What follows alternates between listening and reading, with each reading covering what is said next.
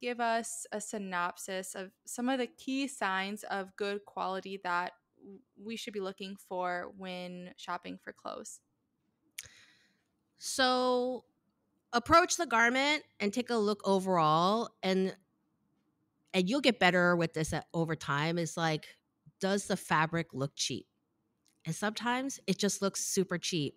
Um, does the surface look like the way it's supposed to?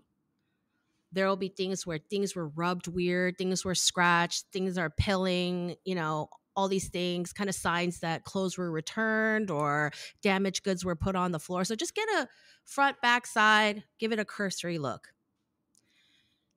Look for loose threads that haven't been clipped. That's just sloppy and that should not exist. And it's just a sign of just overall sloppiness. Turn the garment inside out.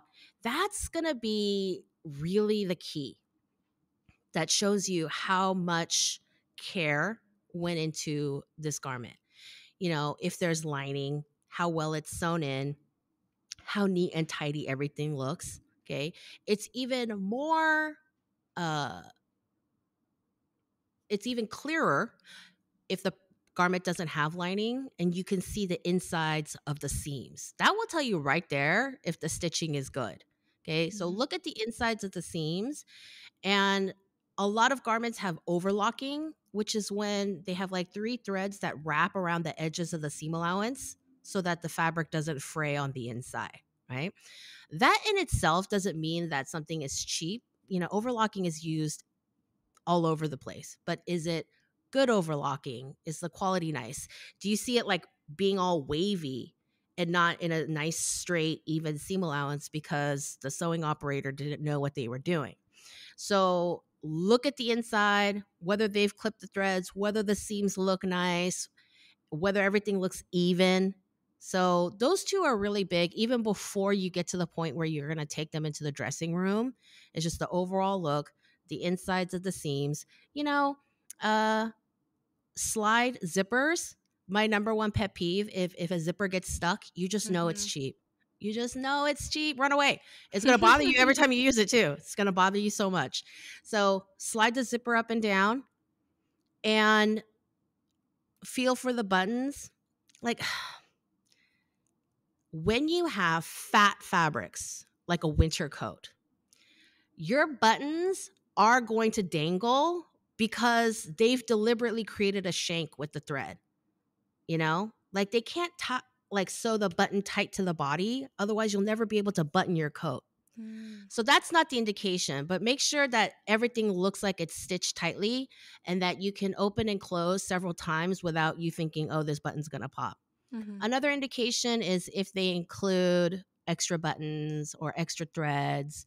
If you're looking at evening wear or cocktail dresses, like I like to run my hand over them and see if like beads don't fall off, but they come loose. Yeah. And you can feel all the loose stitching. They should also come with a few extra beads in a little packet in the hang tag under the arm. Those kinds of things. If you have embroidery, you should not see the embroidery, the fabric color under the embroidery. Your blouse is not embroidery, it's decorative stitching. So of course you see the blue in between all the stitches of white. The point is not to fill in the space. But if you have like a flower embroidery and it's supposed to fill in the space, but you still see a lot of blue in the background because they just got really sloppy, also very cheap. So always look at your embellishments, how well they're done and how well they're attached, and whether you feel like, if I wear this under my seatbelt a few times, it's going to pop right off.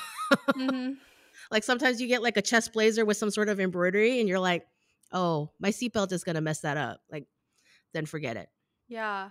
So many of like the don'ts that you listed, I'm like, yeah, I had a top like that. Oh, yep, I had a pair of pants like that, like from my fast fashion days. And actually this top that I'm wearing now, one of the straps came loose. And so I ended up actually just cutting them off and making it like an off the shoulder top without straps. But yeah, it's so good to have that education about what a quality garment is. And so we can make smarter choices, because it is so sad when you buy a piece because you like the style of it and then like the sequins are falling off after one wear, the button's already falling off and they didn't give you a replacement. And so that's really helpful.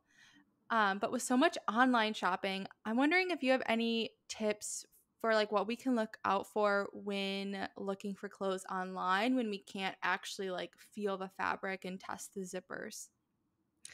So there's a few things that indicate a company cares about quality and customer satisfaction. So if it's a brand that's new to you, go check out their social media and check out some posts and see if they are responding to customers. Okay, because just in general, that's just the attitude of the company, and that just kind of bleeds through everything they do. If they don't care about their customer, like what are their clothes going to be like? So that's one thing. Another thing is how much information they give on the listing. Okay. If a company cares that you make informed decisions about your clothing, they're going to offer you more information like the fiber content, care instructions. Size charts are a big thing. Like I like to shop at brands where their size chart is comprehensive and also shows a lot of conversions. Okay, because I mean, we live in America and we're like the last remaining imperial system users, I Yeah. think. So like annoying. and I know the metric system a little bit better than the average American just because pattern making and growing up with Korean parents and stuff. But yeah, they should have those conversions for people. I know, even like shoe sizes, they're all different in different countries. So the more information that a company gives, the more they're invested in your purchasing decisions. Another thing is read customer reviews. Like, don't just look at the rating, just actually read the reviews. Some reviews are stupid. Like, they'll be like, oh, well, I didn't really like it after all. Well, the company has no choice. Like, they can't control that. Like, okay, so that's what do you call it, shopper's remorse or whatever. Like, you Mhm. didn't end up liking it, but you want to read the reviews where they're like, this thing fell apart, this thing is a lot smaller than they said it was gonna be, um it doesn't, the colors are completely off from the colors on the screen, buyer Mhm. beware. Like, so pay attention to the customer reviews, and not only the customer reviews on their individual website, but if they sell anywhere else, like if they sell on Nordstrom, see if you can see some of their customer reviews on Nordstrom, because they're more inclined like to post, not to say anyone's being dishonest, that's not what I'm saying, but No, I know what you mean. you get a more comprehensive view. And you might be thinking, Zoe, that's a lot of research, I just want a sweater. But I think a lot of the problem is just buying too much stuff, Yeah. is just buying too much stuff. And do you need that many sweaters?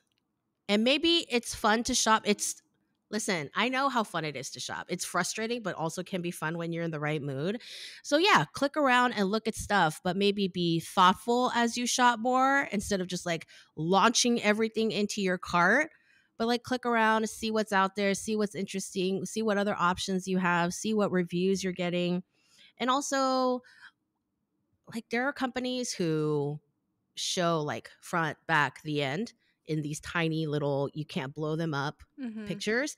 And then there are some companies who are like, here is the stitching of this little collar here. Yeah. Like, and I want to reward those companies who take the effort to show you all the things. Because here's the thing that people don't know is that when you order something online, and let's say you decide you're going to order two of them because you can't figure out what size you are in that brand, and you're like, oh, I'm just going to return one and it's fine. It's not fine, because chances are very high that that company is going to trash the Mhm. return. They do, like, the bigger the company, the higher the chance that the return, they're not going to look through it and make sure it's clean and you didn't get deodorant marks on it or anything. It's just going to get trashed. So I would encourage everyone to think again before they decide they're going to just order multiple sizes and return them and everything's going to be fine. Mhm. Okay.